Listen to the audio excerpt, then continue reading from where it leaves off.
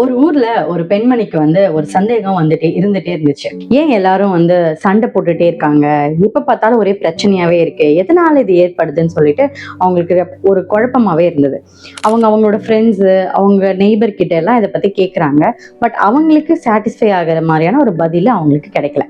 ஒரு நாள் ஒரு துறவி அவங்க கிட்ட பிச்சை கேட்டு வந்தாரு.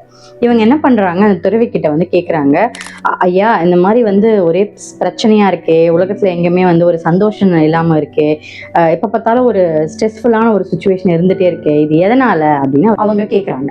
உடனே அதுக்கு அந்த துறவி என்ன பதில் சொல்றாருன்னா, நான் உங்ககிட்ட பிச்சை கேட்டு வந்தா பிச்சை போடுறதை விட்டுட்டு நீ எதுக்குமா தேவையில்லாம அறிவு கிட்டத்தனமா இந்த மாதிரி கேள்வி எல்லாம் கேட்டுட்டு இருக்கேன் அப்படின்னு சொல்றாரு.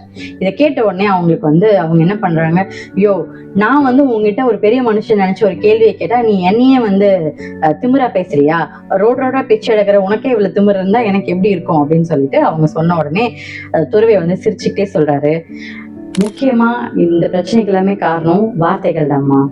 ஸோ எவ்வளவு கொஞ்ச நேரத்துல உங்களுக்கு இந்த கோபம் ஏற்பட்டுருச்சு. ஸோ நம்மள எவ்வளவு பேரு கான்வர்சேஷனுக்கு ஒருத்தவங்க கிட்ட நம்ம பேசும்பொழுது நம்ம ரியாக்ட் பண்றோமா இல்லை ரெஸ்பாண்ட் பண்றோமா? Think about it. எப்பவுமே கோவப்பட்டுட்டே இருக்கிற உங்களோட ஃப்ரெண்டுக்கு இந்த வீடியோவை ஷேர் பண்ணுங்க. நீங்க கோவப்பட்டுட்டே இருக்கீங்க, உங்க வார்த்தை ரொம்ப ஹார்ஷா இருக்குன்னா ஏன்னு சிந்தித்து பாருங்க.